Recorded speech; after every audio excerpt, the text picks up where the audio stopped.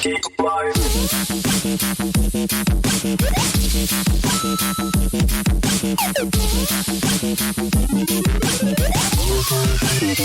me your moves.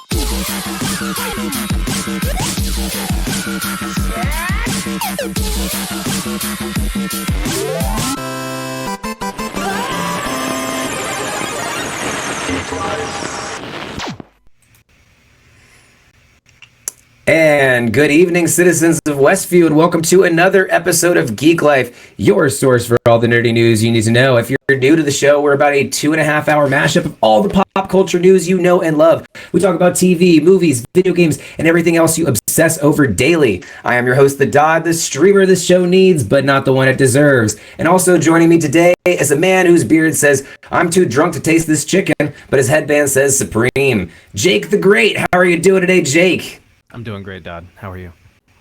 Doing good. And crash landing in your living rooms, or whether you're or wherever you're watching us, it's the nymph from space herself, Bronwyn the Warrior Princess. How is the vibe of the show today, Bronwyn? I'm sensing the vibe is on point today, so yeah. Very good. So as always, we like to start off the show with how have you guys been surviving the apocalypse? Ooh. What have you been indulging in? What content have you been consuming? I believe I told everybody in the Discord this earlier, but I have been binging the fuck out of Search Party.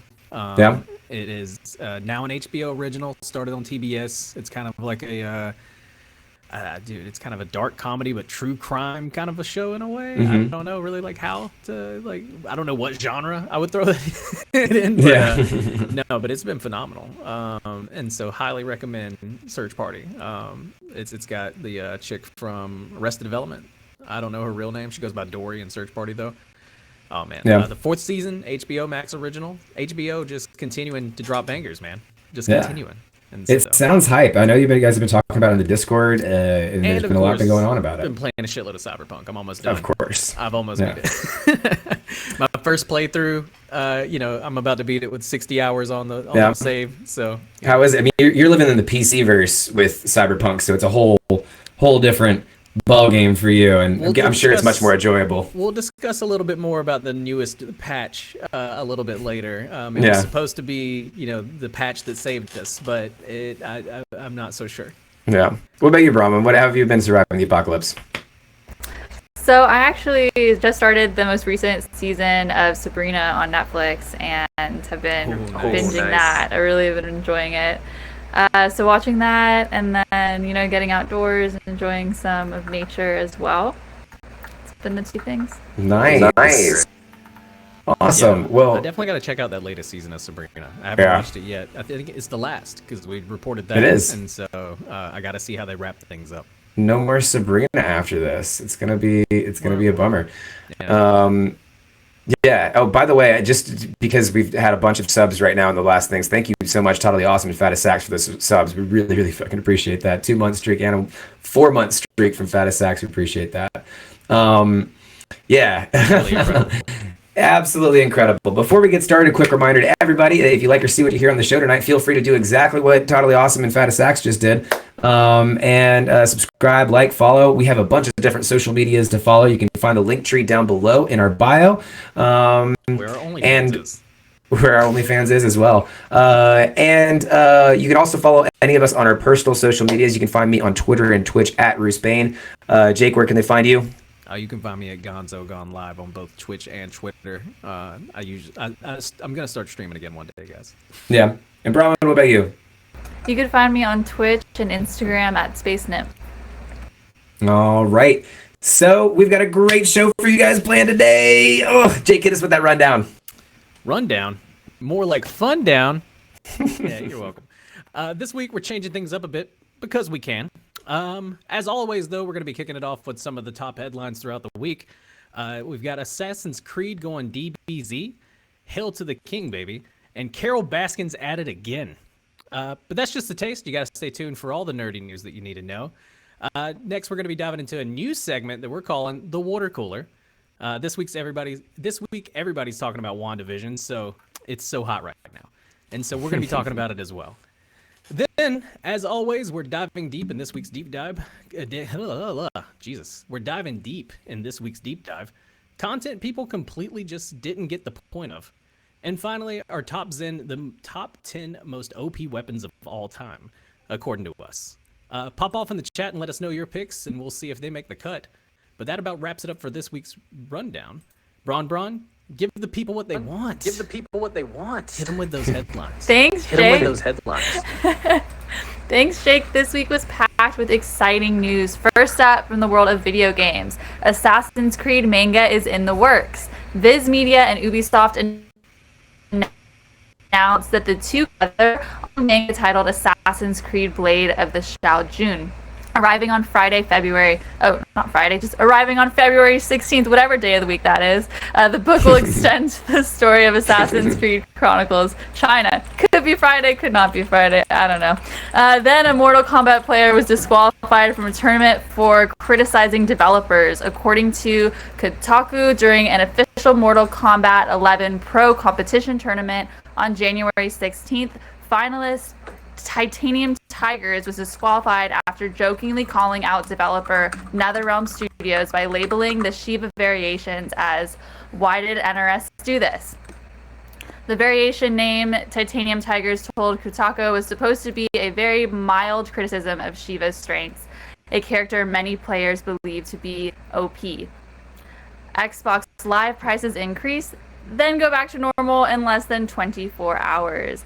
Xbox fans got a roller coaster of emotions after hearing Microsoft's latest announcement. The company revealed on Friday that Xbox's online service, Xbox Live Gold, will soon receive a price increase, making a year of subscription $120, double the previous price. After the internet exploded with rage, Microsoft announced that it is reversing its decision and will not change Xbox Live Gold pricing. Furthermore, free-to-play games will no longer require an Xbox Live Gold membership to play on Xbox consoles. Wow, what a ride. LOL. Cyberpunk gets patched up. Cyberpunk's first major patch was released this weekend, promising exponential stability improvements for all platforms. Version 1.1 patch is intended to fix bugs and make various stability improvements, as well as lay the groundwork for further updates to Cyberpunk 2077, the studio said on the game's website. And finally, Nintendo Game Boy is getting a new exclusive game 31 years after release. It's not often that 31-year-old, soon-to-be 32-year-old nostalgic hardware gets a new game, but that's exactly what it's getting this spring. More specifically, and after a successful Kickstarter campaign, the Shapeshifter will release sometime this spring. And right now, the only way to play it will be on the Nintendo Game Boy. As the Kickstarter notes, the developer has released several Nintendo Game Boy games in the past, and just like those, this one will be mostly limited to physical cartridges in order to keep the spirit and the legendary console alive. Then some sad news from the world of TV. Larry King passes away at 87. After more than 6 decades of interviewing famous figures for shows like Larry King Now,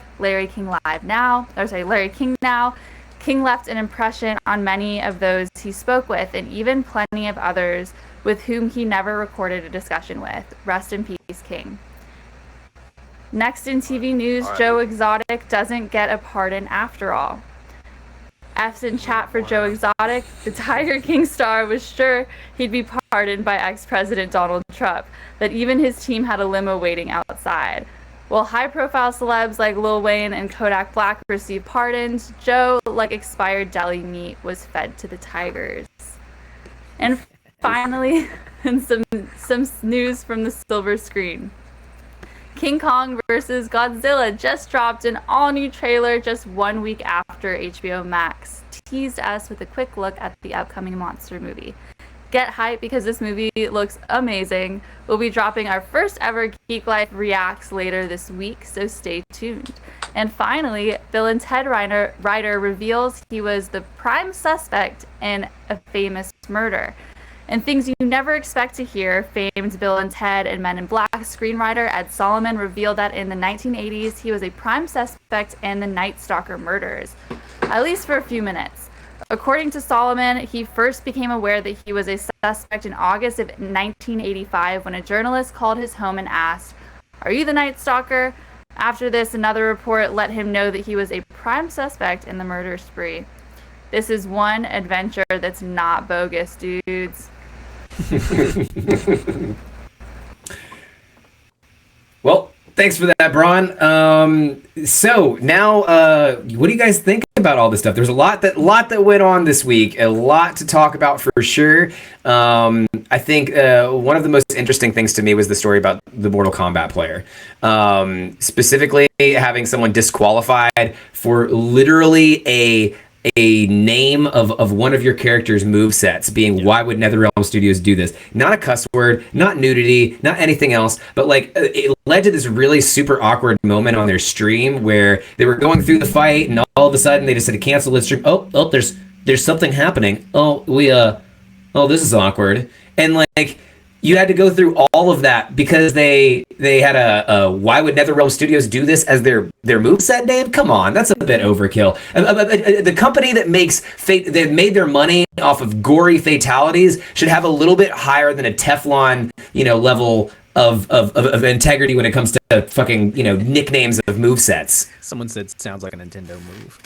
Right. Like it is. It's pretty soft because like this dude was literally just trying to call him out on a character that is kind of widely known as being broken in some ways. Apparently that throw that she can do, that Shiva can do, is like unblockable. And so it's just one of those where like it's a cheap move to some people within the tournament circuit. And it's funny that he just called him out on that, and then they banned him, like ridiculous. But outside of that, the Xbox Live price increase, that was a wild ride. That was a wild ride. Talk about like, and that was a big one for me this week, is essentially watching, because I remember when Xbox Live was free, and that was the big thing, because everybody was like, yo, fuck PlayStation, you have to pay for it. you know, like Xbox Live's free, go for it. And so everybody, I was one of those kids that jumped on Xbox early on because the online play was free. You could play Halo online for free. I loved it. And then, over the years, they've upped it. And finally, it ended up, I think it's around 60 right now for an entire year. Most people buy it in 6-month packages, though, I think. And so they ended up upping it to where it was like $60 for 6 months, making it 120. And the internet was so pissed. Like everybody, the Reddit threads were hilarious. Just people going in on Xbox. But then they completely 180'd, not 360. As Xbox does whenever they make a bad decision like this, they'll revoke it if people get mad enough about it. Yeah. Like I remember this in 2013 when got pissed because they were like, "This is a non-accessible price point." Right. Like this is not fair. Like I'm gonna pay $120 a year to play Fortnite. Like, come on. Yeah, for real. It's pretty crazy. Brahma, what do you think about the headlines this week? Yeah, there's a lot to digest, and especially you mentioning that Mortal Kombat story relating to Nintendo. That was my first thought. It seems like all these game companies during these competitions, it's like, oh, we don't like what you're doing. Bye, you're not part of a competition. We're gonna go cancel the competition, and it just seems so petty. Like, come on, like people are playing your games and they're at a competitive level of doing so. You should be celebrating them, not just like tearing everyone down. Yeah, it's a lot. Then also, the Joe Exotic story kind of struck my interest because that's kind of just been like a whole theme of like that's just reminds me of 2020 is like that whole thing, and it's like, okay, 2021 happened, this is done for, and I feel like that's just like the perfect representation of us just being over Tiger King, and it's just like, okay, let's move on. They had a limo out there waiting on my mans. That was the most hilarious thing I'd ever seen. And it's funny because some people were talking about it on, like online about like how just essentially like, bro, when you get a pardon, like it doesn't happen immediately. Like it's still a process. Like, there's still things that have to be done. Right. And so like, even if he would have gotten a pardon from Trump, he wouldn't have been like walking out that day. Like there's still a possibility that like, it may not have got delivered to him in time. He would have had to stay an extra night apparently. And so like people were like, his team getting a limo, and they had a giant banner that said like free Joe Exotic too. And like the fact that they had all that lined up just for like him not to get one, It's probably just like you said, Braun. I think it's a great way of showing like 2020. Get the fuck out of here. Like get the fuck. Like we left Zoe Exotic and Tiger King. We left you back there. Like get out of here. We're done. Thank God Lil Wayne got that pardon though. Am I right? Free Lil Wayne. Well, he is for real. So yeah, free Weezy. Free them all. I think that it was a crazy week in the world of headlines. I mean, Nintendo coming out with a Game Boy getting a new game. What? Yeah. 31 years after release, that was a slept-on one. Like that was something that really I feel like, and it was just because a Kickstarter campaign wanted to do it, and so good for them. Assassin's Creed getting a manga, that's gonna be amazing. And the King Kong versus Godzilla trailer is really cool. I was the one that did the React trailer for that. Hopefully we'll get that out sometime tonight, but if not, it'll be later this week. So definitely stay tuned and pay attention to our YouTube channel for more on that. But yeah, I mean, I think that's about Cyberpunk patch. Just right? Real quick to let everybody know about that thing, because I've played probably a good 6 hours on 1.1 now, which is the largest patch. The big. They say it's laying the groundwork. I sure fucking hope so, because it definitely broke my. We were playing okay until this patch, and then 1.1 just really started screwing stuff up. So be warned. There may be a hot fix coming in for 1.1, and you may want to hold off if you haven't already updated. So for real. I heard it's been good on consoles though. So if you are a console player, apparently it has helped stabilize some of the consoles a little bit, like Xbox and PlayStation 4. So just letting you know, if you're a console player, it may be good. If you're on PC, fuck that. Don't download it. Yeah, for real. The opposite of what it used to be. Yeah, it's like, like all the console people are mad. Let's fix this for the console people, but then it screwed it all up for the PC people who were fine before the patch. Exactly. They went complete opposite. Like I've had so many bugs since I've downloaded 1.1 that it's been just like it's been bad. Like I've been like, damn, is this a console? And it's not. It's not a flex, but it's not a console. They had to throttle it back, to try to even the playing field between the console gamers and the PC gamers. My PC was one of the most OP weapons, so CD Projekt Red nerfed me, is what happened. That's what happened. I got nerfed. CD Projekt Red nerfed me. You got nerfed. All right, well, I think that'll about do it for our headlines, but let's keep this conversation going. It's time to head over to the water cooler. Play that intro for us, Kate.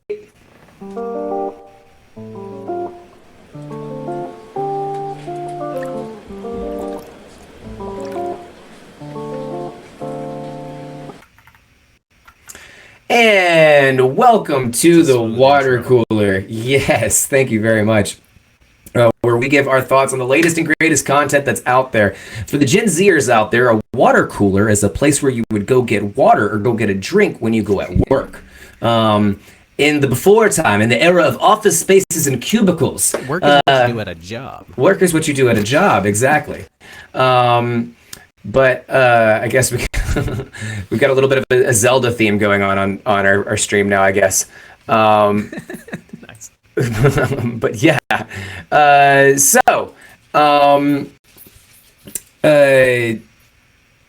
is and just like the old-fashioned water cooler, spoilers will be kept to a minimum as to not spoil anything for our lovely coworkers, but there will definitely be some spoilers, so you have been warned. We're going to be talking about the first 3 episodes of Wanda Vision here, so let's get to it. The first 3 episodes of Wanda Vision are out, and they are leaving fans even more confused than when the series started. The plot has been building slowly, but in a way that's honestly really kept us hooked. The first 2 episodes are entirely in black and white and resonate with a 50s sitcom vibe, while episode 2 moves about a decade ahead. So the first 2 episodes to me seemed pretty slow, and even in the third, we still have very little answers on what actually is happening in the show. Now, with that said, I do like the pace of the show right now. I think that it's kind of, having me ask more questions than I'm actually getting answers for, and that's keeping me very, very interested. But what do you guys think? Is the show paced at an appropriate rate, or as the ska bands say, do they need to pick it up, pick it up, pick it up, pick it up? So can I start off for this for a second? Because yes. I did not watch the Avengers, and I have no idea who Wanda or Vision are, and I'm very confused going into this show. Is that a confusion that you face too, or is it, do we know anything about this. You're just as confused as the rest of us. You're with us. Yeah. Yeah. We're all confused. We're all in the same spot.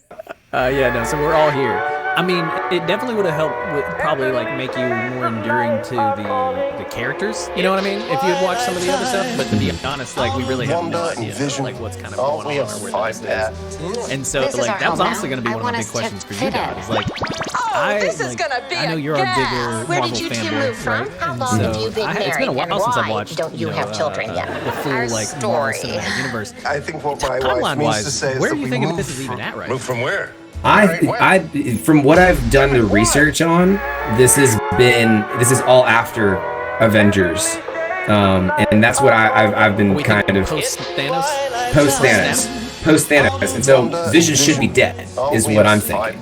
Yeah. And we have a couple of moments. Talk online about that. Like, is Vision dead? This is gonna be Where did you my personal theory right now with this is that everything going on in WandaVision is happening because Wanda is making it happen in her own projected reality. And I think that you can see a lot of that with, especially in episode 3 with her animosity towards towards the end there, and kind of ejecting that person out of the whole sphere. She was the one that really took control in that moment, and so I'm thinking that she may be kind of the big string puller behind what is Westview. And that's my theory too, that it's all Wanda. Right. That's what I'm thinking. Heavy, like pulling the strings, because you get that kind of like feel in season 3, especially, or season 3, Jesus, in episode 3, because whenever the girl starts asking a lot of questions, some things start getting a little crazy, and so it's just like, oh man, so it's Wanda. Like that's what I picked up from it anyway. It's gonna be really interesting to see, like how they do it. But can our guy Kevin, and dude, how do I pronounce his last name? I'm drawing a blank on it. Which one? I literally Googled it earlier. The director. Kevin Feige. Kevin Feige, right? Feige? I think so. Feige? Yeah. No, I think it's Feige. Kevin Feige. Is it? Yeah. Mm. Yeah. Maybe. Hope I didn't get that wrong either. When I Wikipedia'd it, it said Feige. And I was like, that doesn't sound right. But anyway, somebody make a clip of that, send it to him, we'll go viral. But can he do anything wrong at this point? Like, I know it's like everybody's a little confused right now, but dude, he knocked it out of the park with Mando. So like, I think we're still gonna tune in every week just to see where this thing goes, right? I like his confusion too. Like, it's not like a bad thing that I'm confused. It feels very trippy, very surreal, and I love your guys' like theory. I didn't even think that. I just thought they were sort of in this like Truman Show type space where they're like the only real things, and everyone else is kind of like an actor that's like messing with them, or kind of like they're being observed for some reason. And I mean, maybe that could tie back to the snap and him not being dead. It's like, no, he's not dead. They like pulled these two people and they put them in this thing so no one would think about them. They would just think they're dead, and now they can like do their little experiments on their mental state. I don't know. That is interesting. That is an interesting theory too. If it is like kind of like almost a experimental kind of like thing, because a lot of people seem to be actors, right? Like especially in episode 3, you get the feel that they kind of like know they're a part of something. Like even the neighbor was trying to talk to Vision, but was like, because we're all, like, and not to get like too, deep into it, but like that kind of made me feel like it was kind of a Truman Show vibe. But then like towards the end of it, it really picks up to make you kind of think Wanda has something to do with the whole thing as far as like running the show. It's kind of like, she's so powerful because she is kind of one of the, she's one of the few like magic powered Avengers, right? I mean, so, from what I mean, the Marvel Cinematic Universe has really watered down the idea of magic in the universe. They always try to make it a very science-based, even with her, like they talked about like, oh, she has telekinetic and, try to use all this science jargon. And Steve Rogers is like, what? And they're like, she's weird. That was how they explained that one off. So they definitely try to kind of sweep magic under the rug, but in the Marvel Cinematic Universe, in the comics universe, Scarlet Witch is one of the biggest players in the game, and one of the strongest magic users out there. The whole House of M storyline is based off her basically going crazy. So I think that we could be seeing a little bit of those storylines being picked apart there. someone in chat said she's maybe trapped, and then this is the world she's making because she's trapped, and so that's kind of like, it gives me almost Mr. Robot vibes. You know, that could be that he's in prison and kind of like has this whole construct where he puts it all together. It's all kind of like fake, and then you find out at the end. Oh, spoilers for Mr. Robot if you guys haven't watched that season. But it's all like, in his head. And so I mean, that could be definitely an interesting one. What's interesting, the most interesting thing about the show so far is that it really hasn't given us much, and it's been 3 episodes in. And so, like, I think it says a lot about Disney and their trust, in the directors here to kind of like keep us hooked, even though they've kind of given us almost nothing. And so, but yeah, no. So, Braun, back to your very first question. Yeah, the whole world is confused right now. So you're in good company. I was looking things up though because I wanted to know a little bit more about it, and I was looking up Scarlet Witch and her whole origin. Oh my gosh, she's so interesting. Like, she's Magneto's daughter, twins with Quicksilver.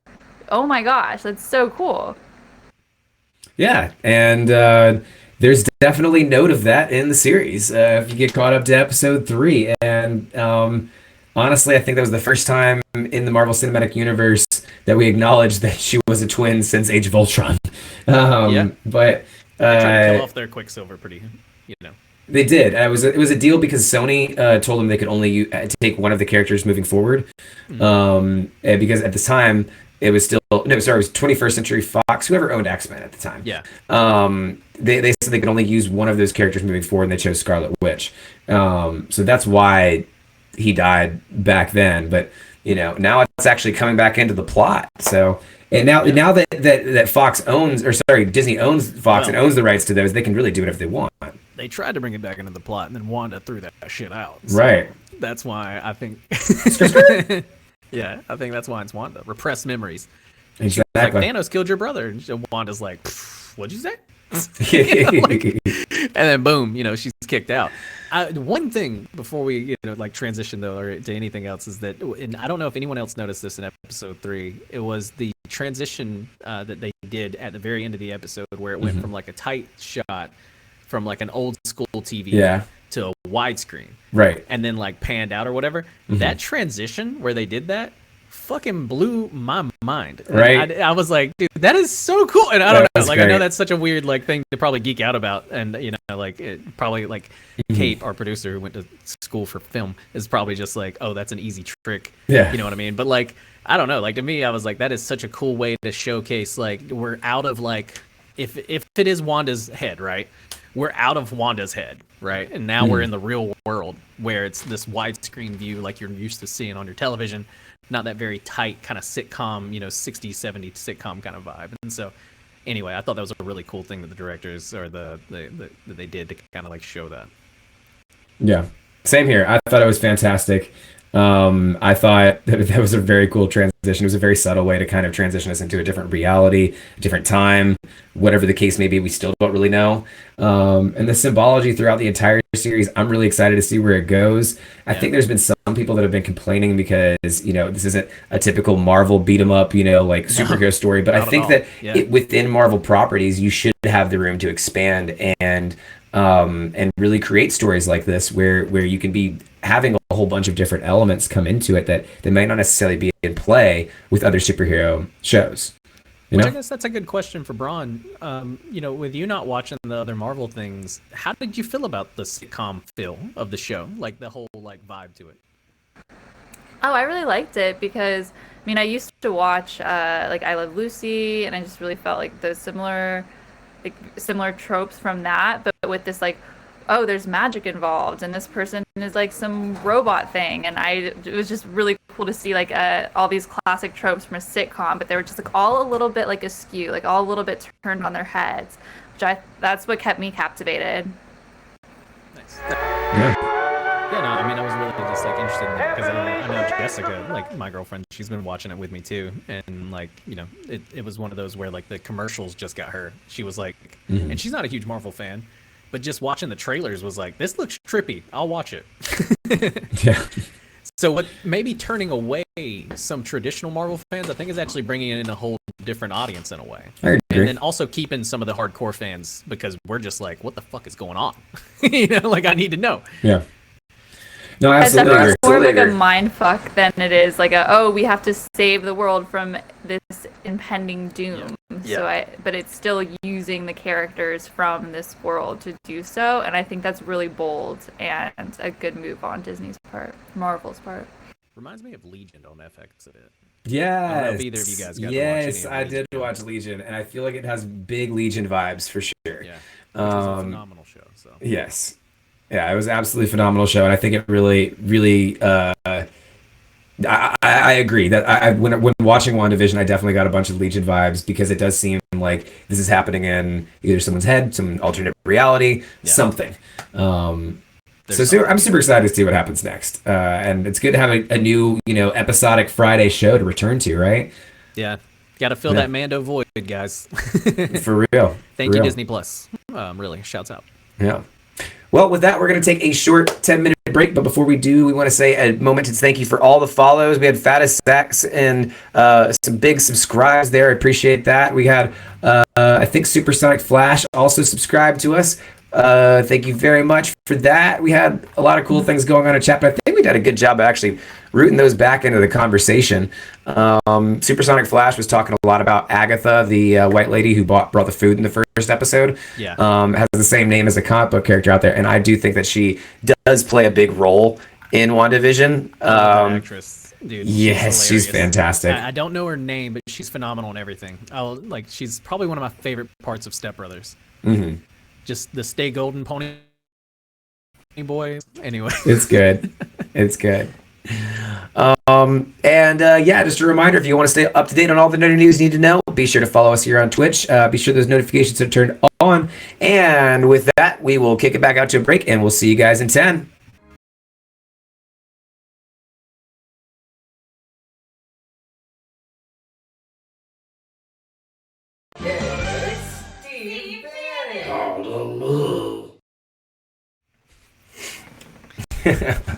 Welcome back. Well, this week has been a trip, hasn't it? From QAnon supporters trying to figure out what their life is like now that their favorite reality TV show has ended, to Marvel fans scratching their heads at WandaVision. It feels like confusion and misunderstanding is in the air. In the age of misinformation, it has certainly become commonplace for fandoms to be completely divided over strange political divisions and misunderstandings. Some of these misunderstandings have become such an issue that they have changed how we interact with the content as a whole. And tonight we're going to dive right into the heart of that. Let's start off with the world of video games. In my opinion, the generational gap between gaming generations versus the non-gaming generations has led to a lot of controversy. And honestly, Fox News has a lot to do with it. From the sex controversies of Mass Effect to the outrage about violence in video games that eventually led to the video game rating system, Fox News has always been on the front lines of leading boomers astray when it comes to understanding video games and their place in the world. The controversy over Rockstar's game Bully is a great example of this. Bully is a game about attempting to survive in Bullworth Academy, where you were thrown into the same sort of hierarchical public school structure that millions of us endure every day. Fox News accused it of glorifying bullying, but it was actually quite the opposite. Your character actually worked with various factions to gain the upper hand on bullies, and the bullies themselves in the game were portrayed as toxic idiots. So, how influential is the Fox News generation in the misunderstanding of video games, Jake?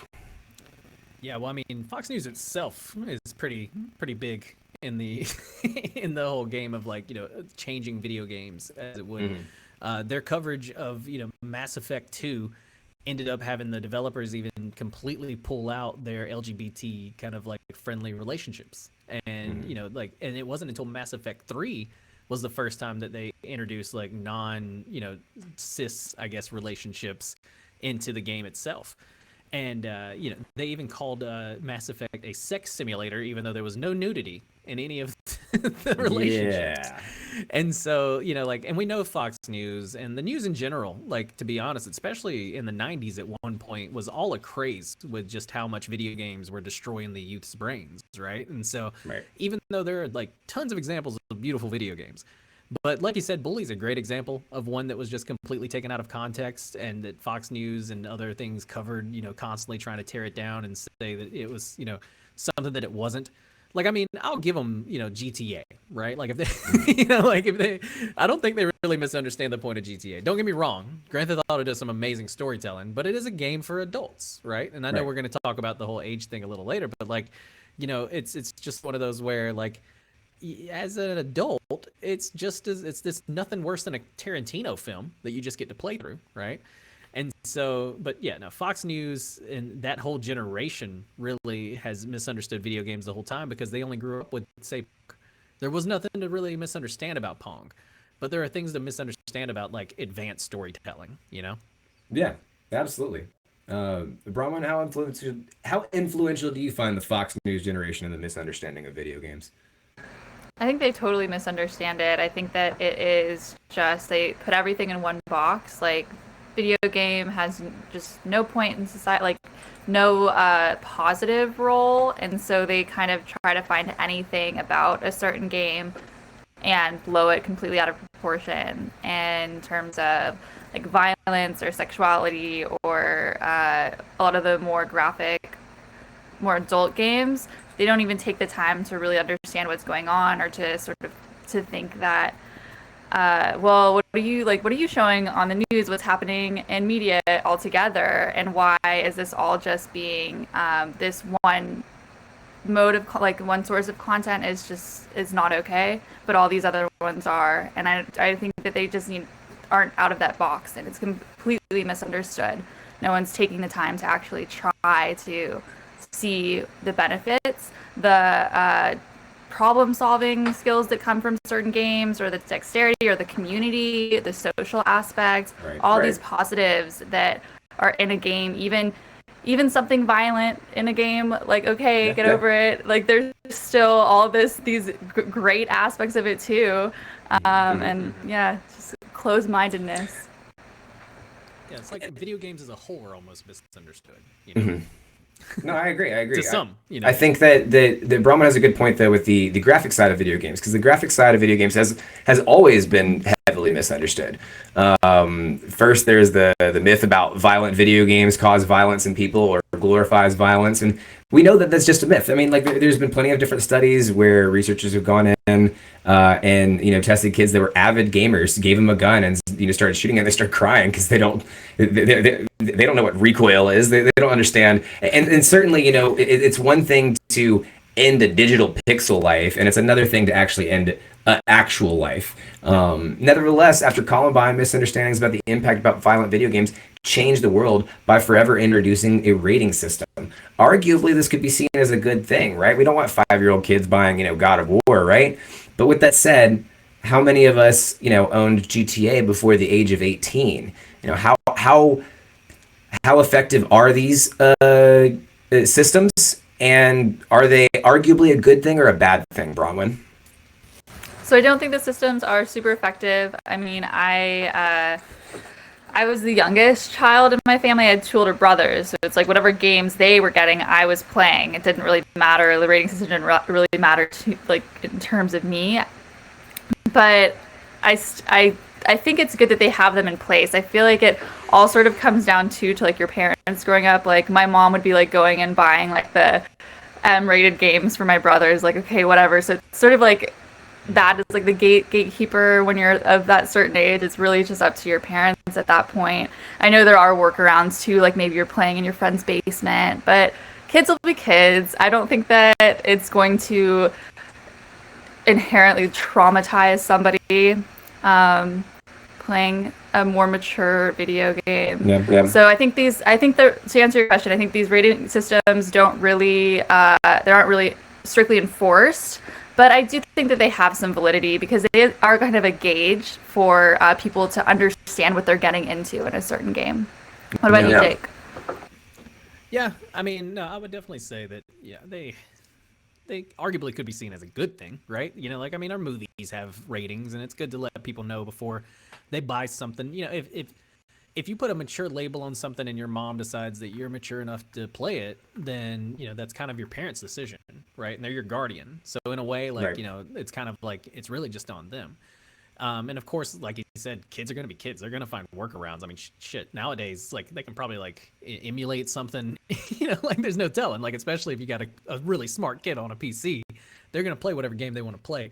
They'll sell the high seas and get that bad boy for free. And so it's one of those where, like, people are definitely going to play games. I know I was playing games that were for mature at a less than mature age, right? Right. But it really goes back to the myth of the, video games being violent in the first place. America does have its problems with guns, but and every time somebody tries to blame that on a video game, I think one of the best arguments is, oh yeah, forget we're the only country with video games. Right. Because like video games aren't just an American exclusive. Like we're not the only ones with the power to get that DLC, baby. Like, but we are the only ones with these kind of gun problems. And so I see your point. Yeah. It's not. This is certainly not an issue that is particularly a uniquely American issue. I mean, like Japan and even New Zealand, they still play video games as well, and they have significantly less gun crimes than we do.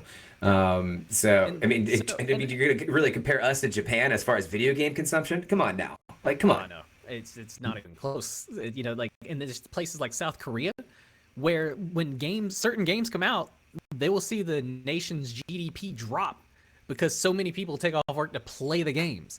And so it's one of those things where, like, there's gaming is big in a lot of other countries and a lot of other cultures.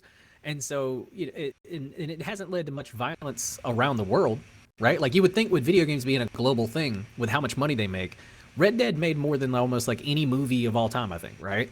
Right. And it's a pretty violent game at times with some pretty violent tones and, things and crimes and shooting shit. And so, you would think with something that sold that much, directly afterwards, we would have seen a huge increase in violent crime, right? Yeah, but we didn't, and so it's one of those where, like, there's really, to me, there's no correlation here. I'm pretty sure there's been studies done that show there's no correlation there.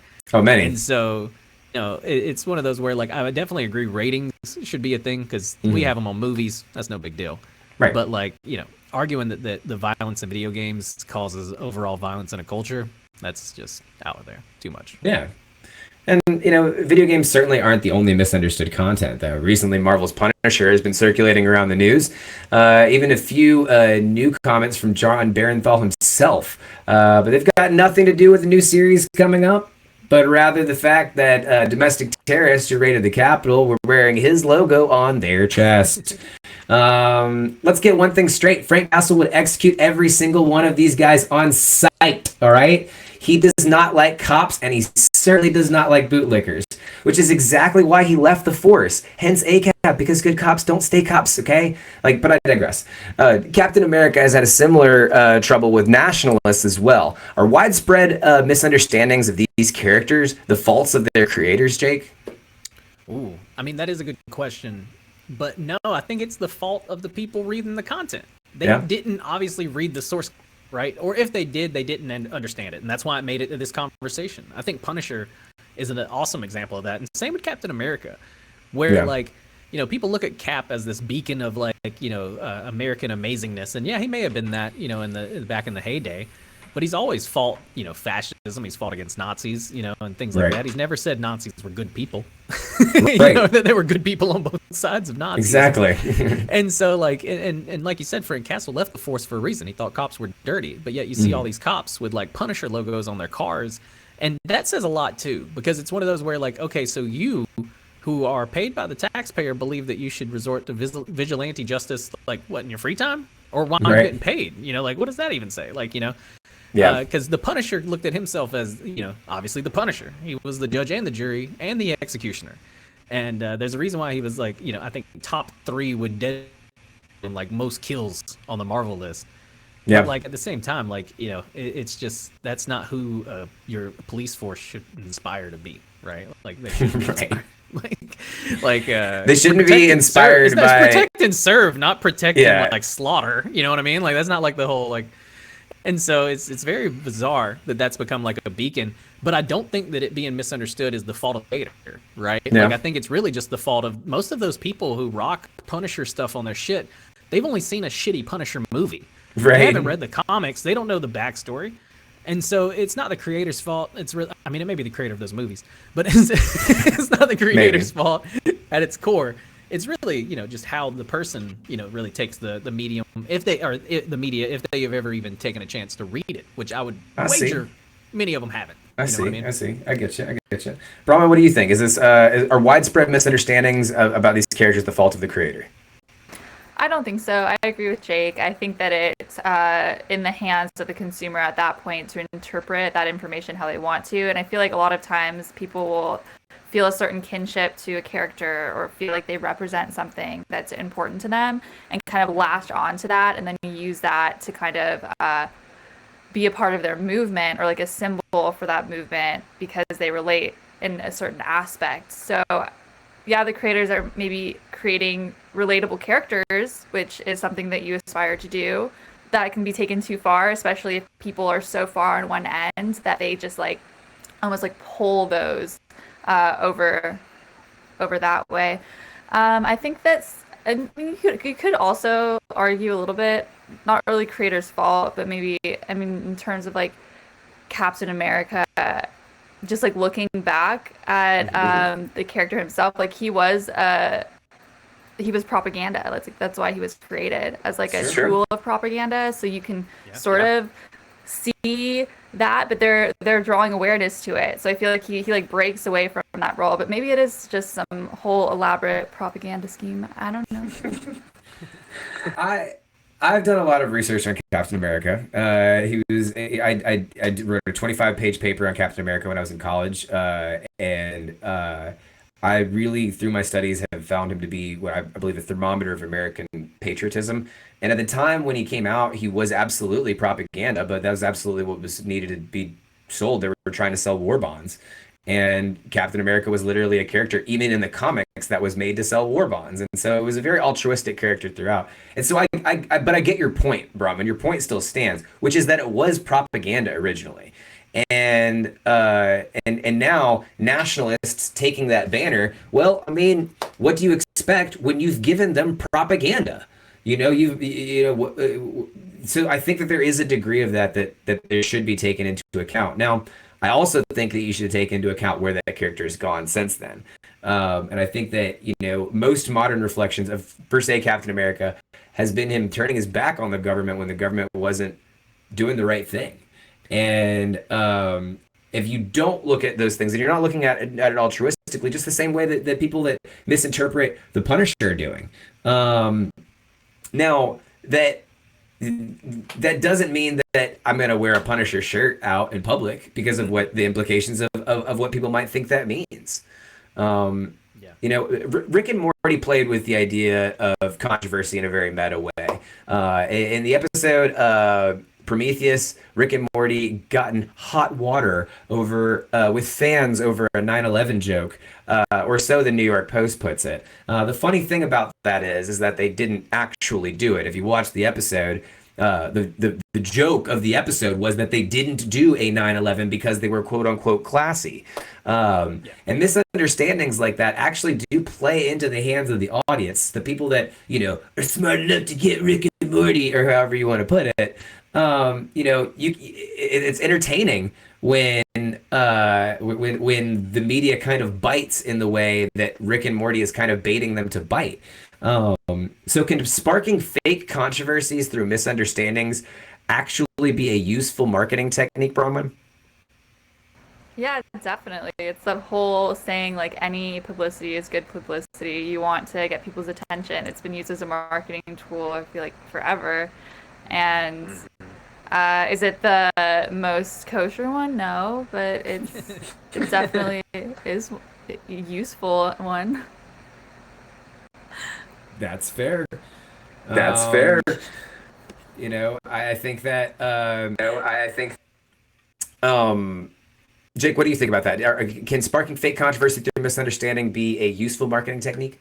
Oh yeah, no, I mean Bronwyn nailed it. It's useful. I don't know if it's the most kosher, but it's useful. Like right. One of my favorite stories, and this is not not to give a Jake story time, but essentially like is Tucker Max, who was a big like kind of like male chauvinist artist back in the day, right? Like now I think he helps people write books, but he had a PR guy, publicist, that wrote this whole book called "Trust Me, I'm Lying." And that book changed my life because the dude talked about some of the crazy techniques they use behind the scenes to get publicity on things. Like one time they vandalized one of Tucker Max's, the guy who put up the billboard, vandalized the billboard, then took photos of him, the vandalized billboard, sent them to the media and said that this feminist group vandalized Tucker's billboards because they hated him coming to town to speak at this thing. And so then the media blew up about it in that local area, and it caused them to sell out tickets. And it was all because they faked vandalizing their own billboard and then talking to the media about it. And so people do this kind of stuff like all the time. I don't necessarily know if that's what Rick and Morty did. I think the New York Post is kind of like a hype. You know, they write about bullshit all the time. And so they were probably like talking about, you know. I love it when these when the media says like, people are outraged, and it's like three tweets. You know, it'll be like 3 tweets. I get that, and that's exactly why when I wrote this, I was like, or so the New York Post puts it. Yeah, exactly. They'll be like, they always say something like, you know, like the internet exploded with anger, and it'll be like 2 people who are like, I don't appreciate Rick and Morty making a 9/11 joke. You know, like, and like you said in the episode, they're like, yeah, no, that was a miss. Like, we would never make that joke. Like, we wouldn't make that joke. They did a Pearl Harbor instead. Don't know if that's really that much better, but the funny part about the New York Post article is they say it's a 9/11 joke. They categorically did not do a 9/11 joke. Yeah, like, no. That was the whole point of the joke. You know, but some media is just intentionally made to be hard to understand, right? Many Christopher Nolan / Stanley Kubrick films fall into this category. Inception's a great example. The biggest debate in the film is whether Dom was in a reality or a dream the whole time, if you remember correctly. The scene cuts to black at the very, very end with the totem spinning, and you never get the real answer. But as frustrating as that may be, it doesn't actually matter. Dom is already leaving the room. The whole symbology of the moment there is that it's subjective whether or not this reality is the reality or fictional. And so the whole fact of whether or not we're asking the question of whether or not it's a dream or it's not a dream is kind of what Christopher Nolan's trying to poke fun at in the beginning, in the ending of it. But it symbolizes that the acceptance of the reality is subjective, which is the whole point of the scene. Even if you could know the answer, would you really even want to? With it said, movies like this draw debate. Is this a good circumstance where misunderstanding can actually be advantageous, Jake? Oh man, Nolan's best at this, right? Like, because he even did it with the Batman movies, where you're just like, like, oh, was he in France with Catwoman, or is he dead? Like what happened? But like, it's just, I think these movies that kind of like try to, draw some sort of symbolism that kind of like get people talking about them. I mean, it's interesting that, like, it's almost like, do they do that because the art, like the director or the artist or whatever, like that's just kind of their style. That's what they want to do. They want to leave you kind of like wondering or wanting for more. Right. Or is it a part of the marketing? But I don't know. Like, I think, it's definitely a case where, misunderstanding, sometimes it's hard to understand the meaning of those movies, but that's part of the adventure of the movie, right? Like, I don't think we're even supposed to understand them sometimes. And I think that's the big thing that a lot of people miss, is that, like, not everything that somebody creates is supposed to give you a nice bow on the end, kind of a thing, right? And but I think most people really yearn for that, and that's kind of how our brains are set up anyway. Like, we need to have closure as humans, right? And so, like, that's what makes it hard to have one of those Nolan style, like, cliffhanger endings. And it's one of those. Then that's why it gets everybody talking. Yeah. Brahma, what do you think? With that said, movies can draw debate. Is it circumstances where misunderstanding actually advantageous? Do those exist? Yeah, I really like this as a technique. I like to question an ending you're forced to look at something from 2 different perspectives, which I really like, because we don't do that enough in our lives. We often get really bogged down in what we think and what we feel. So having an ending like that allows you to sort of question where it's coming from. It spurs discussion, which I think is a really amazing part of the movie-going experience, is that, like, after the movie, talking to your friends about it, doing what we're doing now, like things like that. And to be able to kind of like argue your sides of the story, I think is really cool. I also always wonder if the director even knows themselves. Maybe they don't. And that's pretty cool too, because maybe they're also kind of like towing this line where they're seeing it from both sides. Maybe like one day they feel it could end this way, and the other day they could feel it could end that way. So yeah, and I think it's when looking at a good move. When looking at misunderstood media, one of the top was Lost. And I thought that was funny because, like, I don't even think the directors know what the fuck the ending of Lost meant. So, right. Exactly. And with our lives, too. We don't know what's going on. We don't know the meaning of anything. So why should our media tell us what the meaning is? What is going on? I don't know. To circle back to Rick and Morty, none of this makes sense. Let's go watch TV. Right. For real. The most common and frequent misinterpretation in almost any media is who or what is being glorified, right? Frequently, people forget that Walter White is a criminal, right? Like, he absolutely got what he deserved, right? Mad Men and The Wolf of Wall Street aren't meant to be role models for young professional men, especially the yuppies in Austin. But many of them would beg to differ. Rick is a fucking asshole and an alcoholic. Again, not a role model, all right? Bad guy. This bleeds into how we interact with the fandom as a whole. I love the Punisher, but I won't wear a t-shirt with his logo on it in public because of the implications. How do misunderstandings about content affect how you interact with them, Brahman? Well, we've been talking about Rick and Morty a bit. I know we mentioned this in one of our earlier streams, how like that toxic fandom and how that kind of having that muddies the experience for the rest of you. So it's like you are kind of put in this like group of people that are So I think that it does impact it. It does make you maybe not want to show your like, oh, I love this show, I'm gonna like wear a shirt about this every day, but you can still enjoy that, and you can still I don't think it really affects the way that you like personally consume something, but maybe it affects the way that you broadcast that to the rest of the world. But also, people can just throw that out the window and still, I mean, I still wear Rick and Morty shirts. I still will walk out the door like that. I know it's not quite so dramatic of an example, like you said, the Punisher, which is something that, I mean, I don't even know the Punisher that well, so I wouldn't go off advertising that I do. But I definitely think that groups of people will affect the way that the media is looked at, and then you're just going to have to either deal with that or not represent that media. So whether you want it to or not, it is impacting the way that other people perceive you. So it's just up to you to either care or not care. Yeah. How about you, Jake? I completely.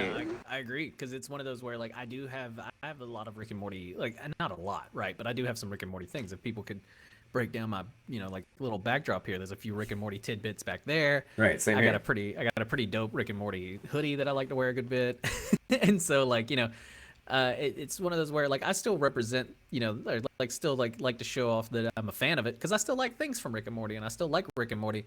But I guess like I always have it in the back of my head that somebody's probably thinking like, look at this pretentious motherfucker right here. But then that's the flip side of Rick and Morty, is like everybody likes Rick and Morty. So that's the thing about the copy pasta, where it's like you got to be so smart to understand Rick and Morty, when really like everybody likes Rick and Morty for the most part. Right. Like it's got a huge fan base. And so, but the same thing happens with like all kinds of things. I think the Punisher is a really good example of that, because of who's taken that, kind of like symbol in a way. But I would say that the Punisher is kind of a shit person to put on a mantle in the first place. Like, if the Punisher is your favorite person from the Marvel Cinematic Universe, then like, I mean, dude, you got some problems. Right. He does not have a moral code that's anything to uplift or anything else like that. He's. I mean, I'm a very big Red Hood fan, so there's a lot of similarities between the two characters. But I mean, he is a cop for 100%, and he's certainly going to do what Frank Castle wants to do, and in reality, that person would be very fucking dangerous. And that's why originally in Daredevil series he was portrayed as a criminal. I think that was a good, fair interpretation of him.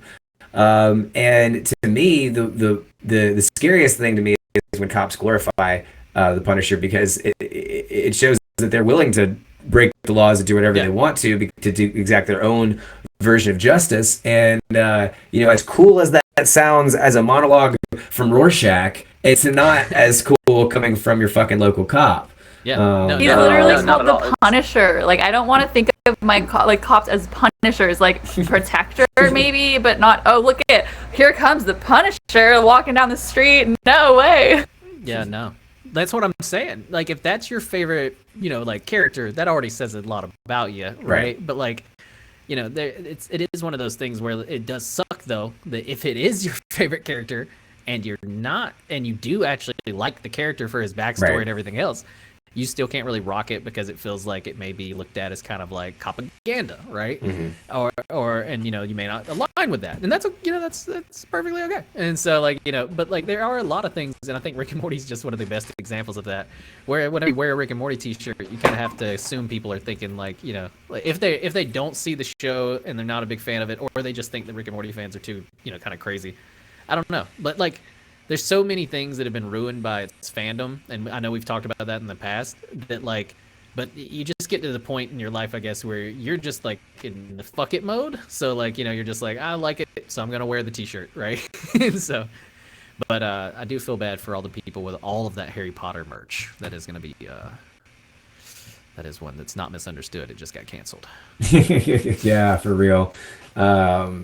Now, I mean, everyone understands it right now, but they also understand. I still have conflicting feelings about Harry Potter now because of all the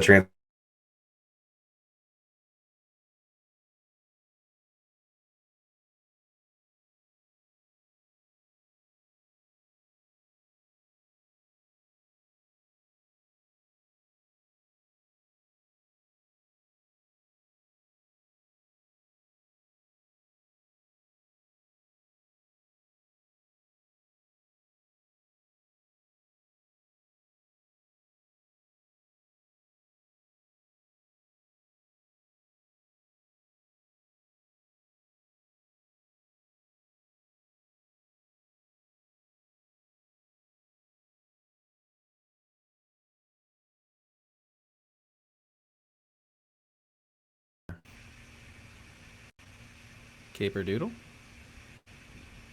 Kate. Well, he's not in here right now, so. Oh, there we are. Oh? Okay. Here we are. So I hope you guys can hear us. Okay. Hey, how are you guys doing? Sorry for the technical difficulties there. We're doing fine. Well, it's good timing because we literally had just wrapped up the deep dive. Right. We had just wrapped up our deep dive about the island of misunderstood content and all the misunderstood content out there. And what what misunderstood content really needs, though, is an OP weapon, right? That's what you need to help give to help the misunderstood, right? That's how that works, right? Don't tread on me. Is that how that solve problems? Is that how I speak Republican? Is that how it is? Anyways, we're moving right into our top Zen, which is the top most OP weapons of all time. Everybody loves weapons. Everybody loves OP weapons. So we made a listicle of the top 10 of them. And starting off, number 10 in that countdown is the Fat Man, MIRV from Fallout. Jake, tell us why the Fat Man makes number 10 on the countdown. Yes, and I will, and I'm going to love every bit of it. If you've never played Fallout, you probably have never heard of the Fat Man, but if you're a history buff, you may have. As the Fat Man wasn't OP enough, the experimental MIRV version of it is 8 times the OP-ness. The most OP-ness. Anyway, the most destructive gun, the most destructive gun in Fallout 3, the MIRV is a variation of the classic Fat Man. Similar to a shotgun, it expels 8 mini nukes all in one shot. However, the gun won't shoot unless you acquire all 8 mini nukes, and will continue to reload without discharging until the full ammunition is collected. While the weapon is damaging, it's held back by its inaccuracy. While efficiency shouldn't be a huge concern with 8 mini nukes to expand, to basically just blast out everything. The gun does pose somewhat of a threat to its shooter, especially considering, if you do not get enough of an arc on it, you're definitely going to blow yourself up in the explosion. As a big fan of Fallout, I have used this weapon before, and it is the quickest way to decimate an entire like you could really just destroy entire cities with this gun if you really had a chance. But Don, have you ever had a chance to shoot the Fat Man at a mutant and watch all hell break loose? I have had the chance to watch it happen before. I haven't had the chance to pull the trigger myself, and it is a beaut. It is definitely oh yeah, drop it one. Right. It's definitely an OP weapon. It is definitely something that is going to turn the tide of whatever situation is out there. If you're down on your luck, bring out the Fat Man. Oh, exactly. I mean, you have to think about it. It is essentially a gun that shoots mini nukes. Right. So thinking about a nuclear explosion, make it a little I've heard smaller. that. Does that work on hurricanes though? I don't believe so. No. You don't believe so? Okay, just wondering, just curious. Well, number 9 on our countdown is also a gun, but this gun absolutely does something different than the Fat Man. In fact, it'll actually probably get you in a lot more forward momentum than the Fat Man will, at least in some degrees. Anyways, horrible transition. Number 9 on the countdown is the portal gun. Brogman, tell us why the portal gun makes the countdown. Alrighty, Dodd, I will do. The portal gun from the game Portal is a device designed to place 2 portals that objects can pass through. It is the primary tool you're equipped with in the game, and it is so OP, it is all you need. Like, literally all you need to play this game. That is how OP this device is. When the device is fired, a burst of energy will be released from the end. If the projectile strikes a valid surface, a portal of the corresponding color will be formed. Portals have the ability to link together if they're already formed. It also has the ability to pick up and manipulate objects. It makes the countdown on the most amount of chaos it could create in real life, with the power to send people and objects into infinite loops. Things could get real crazy real quick. Jake, you ever get stuck in an infinite loop while playing with friends? Oh yeah. No. Portal 2 came out. And and I'm sure Chad or listening is gonna correct the fuck out of me if I'm wrong on this one. But I believe Portal 1 was single player, and Portal 2 introduced 2-player, and that's when things got really tricky because your second player, if you fell into one of those just infinite loopholes or whatever, there was no way. Like, you could basically just get stuck in one of those, and unless your friend shot or you had the ability to shoot, you're just stuck in an infinite loop. And so it was always fun just making people or objects drop like that, and just to see kind of like the physics of that game and try your best to break it. But like you said, oh my god, if we had this in the real world, like the just amount of chaos it could cause, it would be insane. Yeah.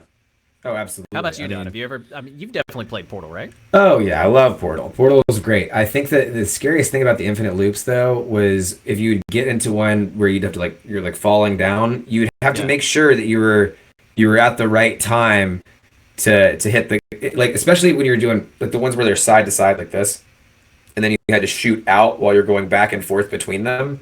If you did the wrong color at the wrong time, you just ram into the side of the wall, and that's what I would worry about doing that in real life, and if I had a portal gun, just accidentally shooting. You're a robot. Mm-hmm. In real life, it would just be your flesh hitting at 180 million miles an hour. Right. In an infinite gravity loop, that would be terrifying. Yeah.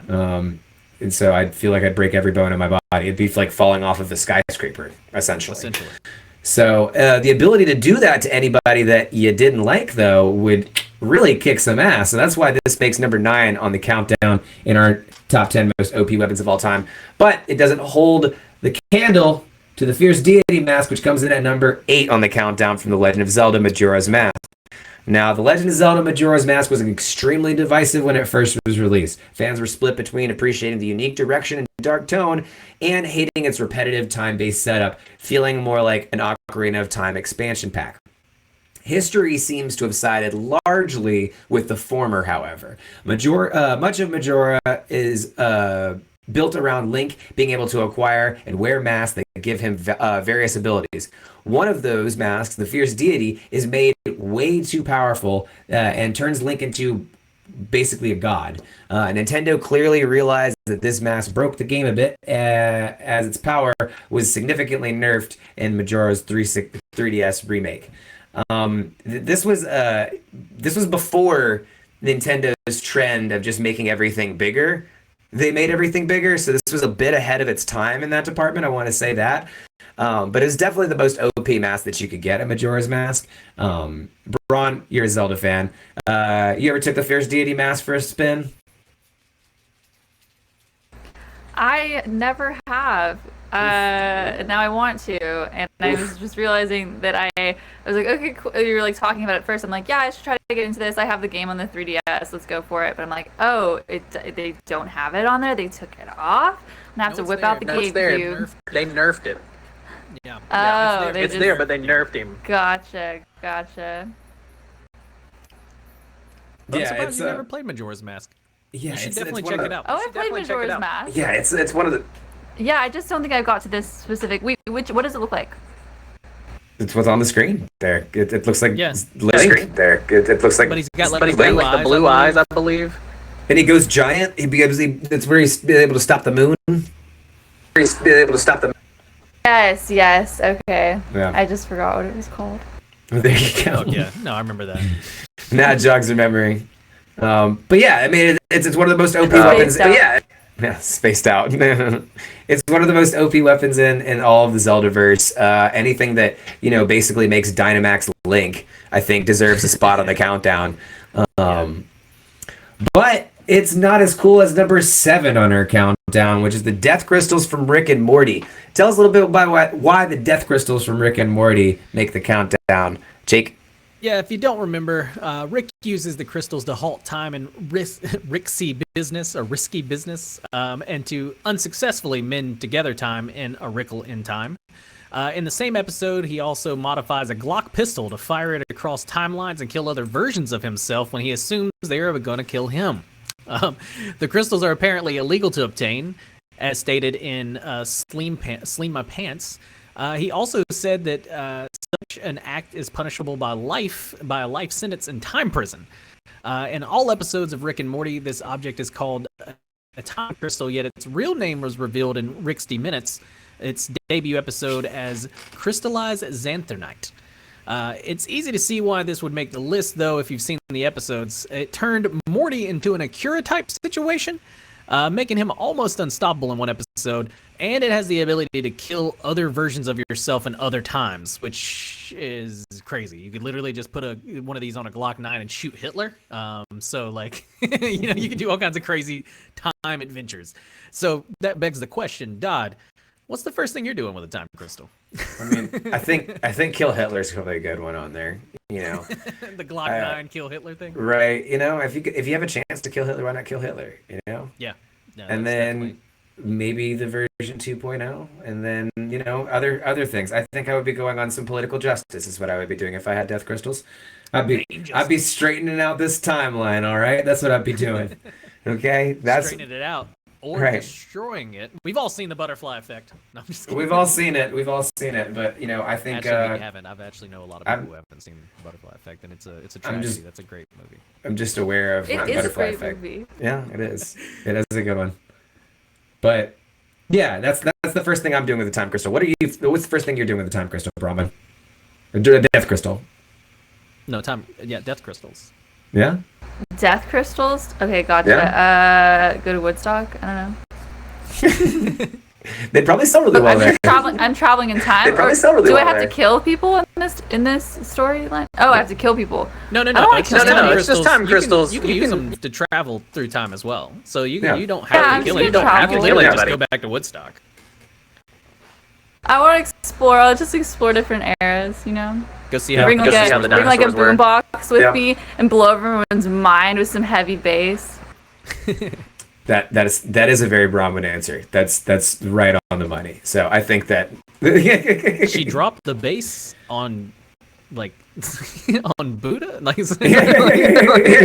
on Beethoven. What? Yeah, on Beethoven. Yeah.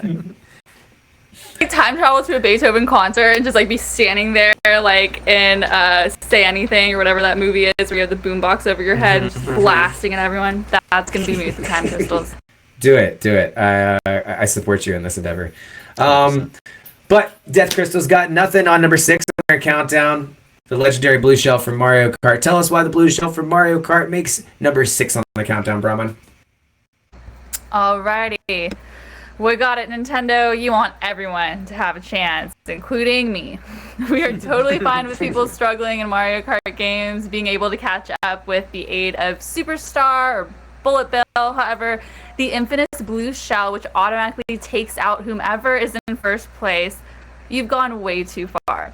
The problem with the blue shell is that it barely even benefits the people who use it, but instead it just helps out those racers who are in 2nd through 4th place. And it's also frustrating because once it has stopped you, then everyone can just plow into you and send you from 1st place to 7th and 2nd. Luckily, the newest version of Mario Kart was quick to add a counter, but only the quick and experienced will know just how to avoid the notorious blue shell.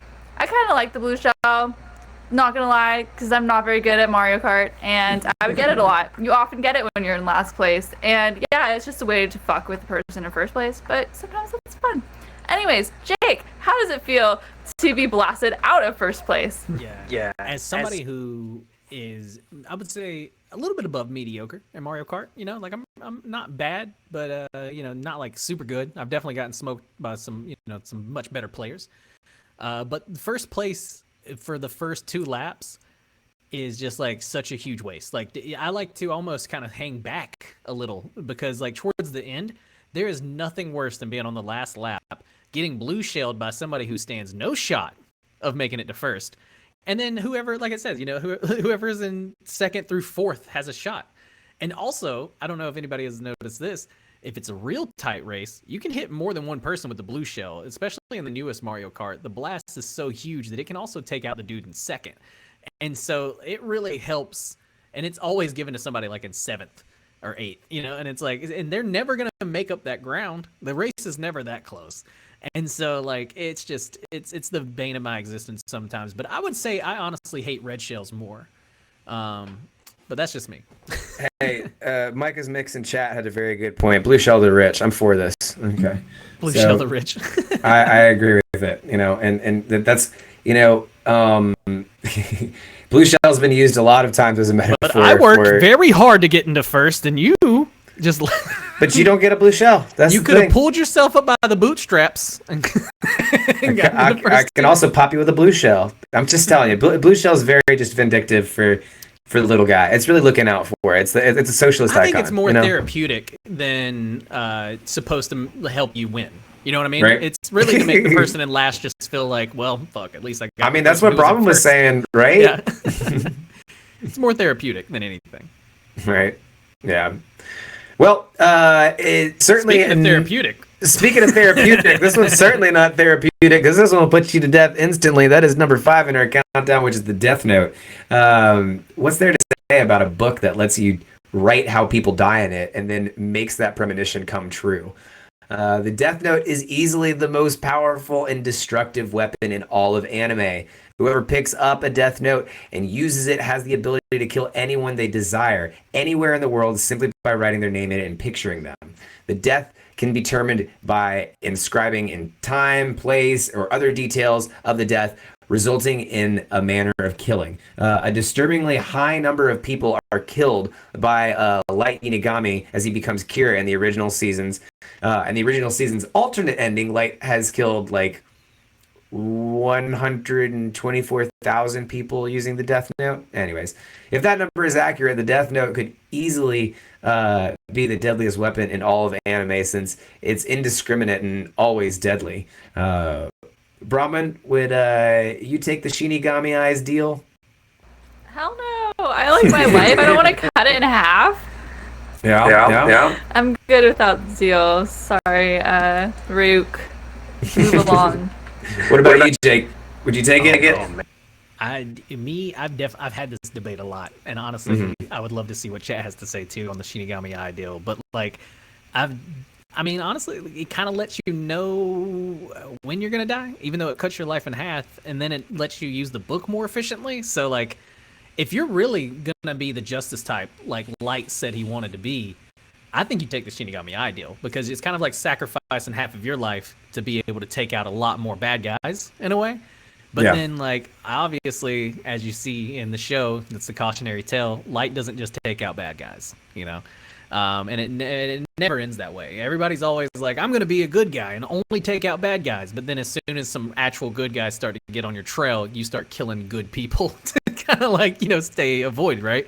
And so it's great that the Death Note made this list because it is OP when you think about it. There's literally no way to stop it. Anything that's written in it is happening.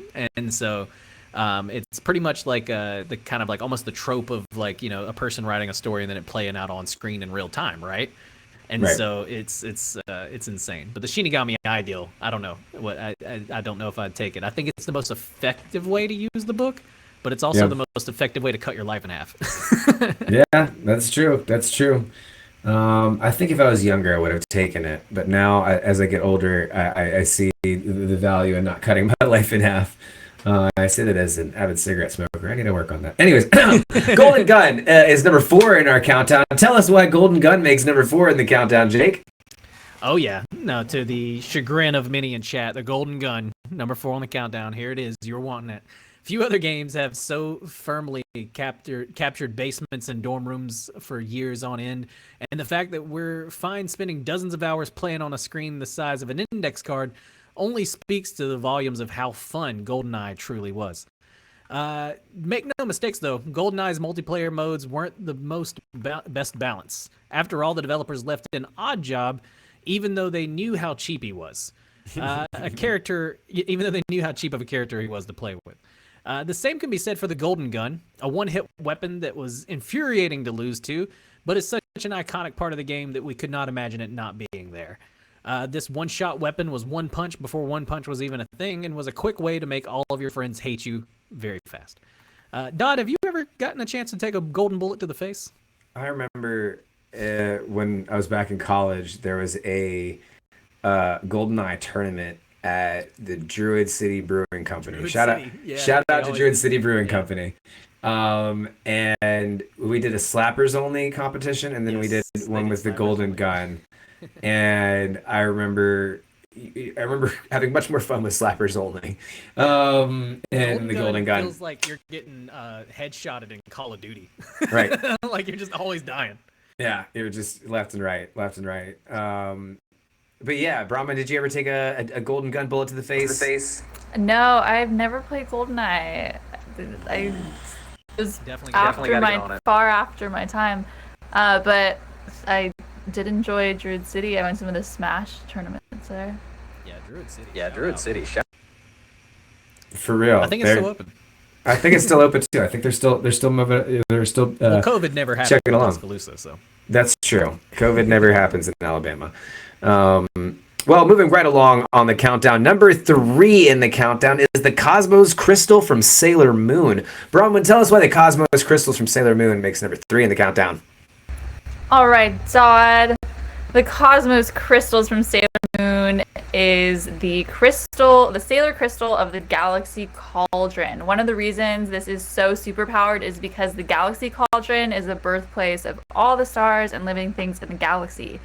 Very ancient, eternal power. It's protected by Guardian Cosmos. The Guardian Crystal released the ultimate universal lambda power when awakened. This has the power to restore the entire cosmos, and it was strong enough to recreate and rebirth an entire galaxy worth of Sailor crystals. So this is just like on an OP level beyond the cosmos, creates entire freaking galaxies. If that isn't overpowered, I really don't know what it is. Jake, I know you've rewatched Sailor Moon lately. How do you feel about the Cosmos Crystal? Yeah, so I don't know if we've necessarily gotten that far yet, but I do know that once we get there, it'll probably take a 30-minute transition before they can use it, because that's classic Sailor Moon. Right. Outfit changes, they're very important. No, dude, that's honestly, I think we talked about that. That's my only gripe with Sailor Moon is like the copy-paste outfit change job that literally takes up 20 minutes of every episode. And like, I'm assuming this crystal, like I want to do a sketch where like in the time they power up something, the villain's just like, what can I fight back? Can I hit them right now? Like, can I shoot you? While they're transforming, because it takes like 30 minutes. I'm surprised no one's recut the show without all of those in there. That would be really interesting. A speed run through of Sailor Moon. Speed run. Speed run Sailor Moon. Yeah. It's called the manga. I think, if you just read it, it gets done pretty quick. Yeah. Yeah, that would make sense. It's not 5 pages of outfit change. That would be crazy. Anyways, moving right along.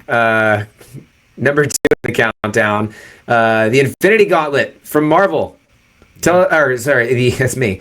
As the main focus of the Avengers in Infinity War, won by the Mad Titan Thanos, this is definitely one of the most powerful weapons in the Marvel Universe. The Infinity Gauntlet is a cosmic artifact that holds 6 gems in it in space, time, soul, mind, power, and reality.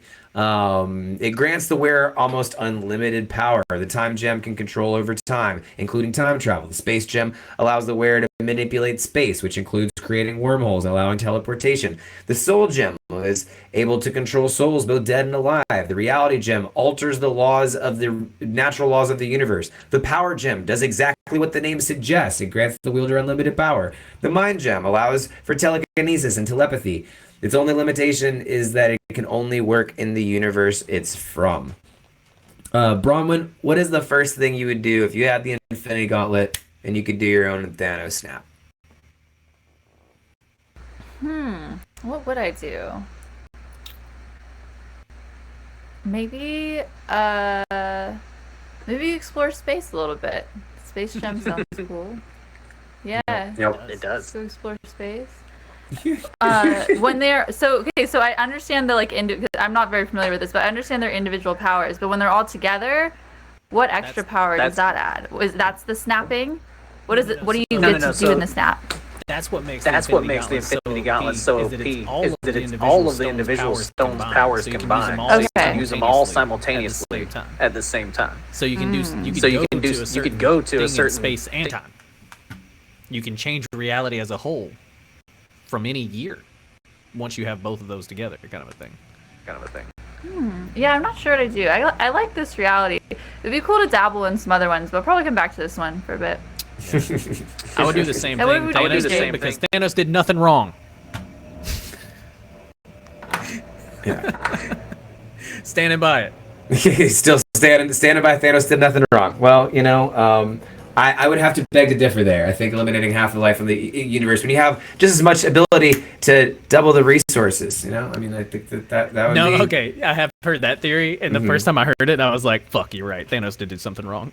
Yeah. Just make the planet bigger and have more things in it. Right, exactly. Just He could have very easily just doubled all resources on the planets, then rather than kill off half the people, but I mean, tomato, I guess. For real. But none of these have the prowess to name number 1 on our countdown. We had to save that for a big fucking gun. That's right, the BFG 9000 from Doom makes number 1 on our countdown. Jake, tell us why the big fucking gun makes number 1 on the countdown. Yeah, you may have heard that Doom's BFG stands for Bioforce Gun. Thank you, terrible Doom movie starring Dwayne "The Rock" Johnson. But don't be fooled. When the BFG was conceived by the young boundary-pushing designers at ID Software, the B stood for big, and the F definitely stood for what you think it does. It was fucking. It was a big fucking gun.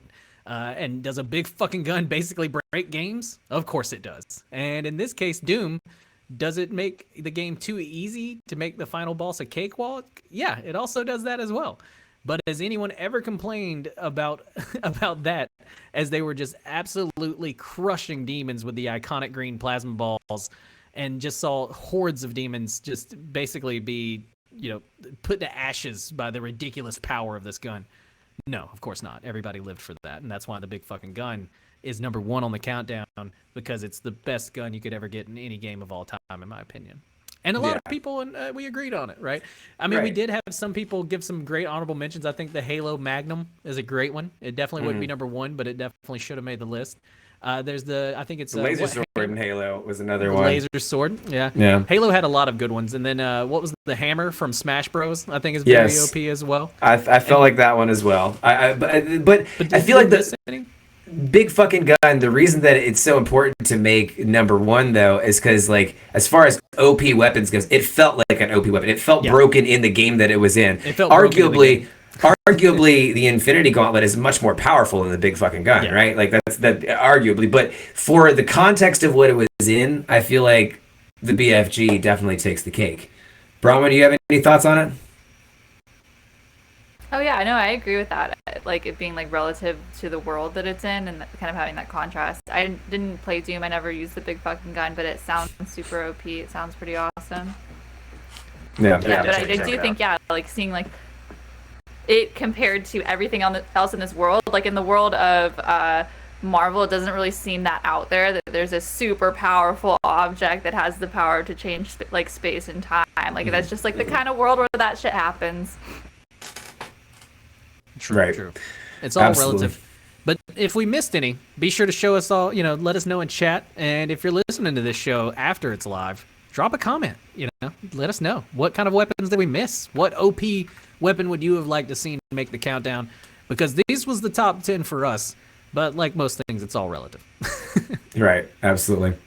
But with that, that'll wrap it up for this episode of Geek Life. We hope you guys enjoyed everything today. Remember, if you want more Geek Life, you can always follow either of us on Twitch or Twitter. You can find me at Bruce Bain. Brahman, where can they find you? You can find me at Space Nymph on Twitch and on Instagram. And Jake, where can they find you? You can find me at Gonzo Gone Live on both Twitch and the Twitters. And you can follow us on YouTube, on Instagram, on Facebook, on Twitter. All of those social medias you can find in our bio below. And yeah, that about wraps it up for us. Thank you guys so much for coming out. Supersonic Flash, totally awesome. Micah's Mix, and of course Geek Life's in there as well. Littlest Nelly, thank you guys so much for all of your contributions. Looks like let's see if we have anything we wanted to highlight here. Well, we've talked about a lot of stuff, and the chat's going on. The chat's been really active today. Thank you guys for engaging and blue shelling the rich with us. No, I enjoyed Lilith Nelly's Jesus for character the fandom got most wrong. I definitely think, when we were talking about misunderstood content, the Bible. Yeah, that's a good one. Could have been put on there. Yeah. Incubus Games showing us the love there. We appreciate that.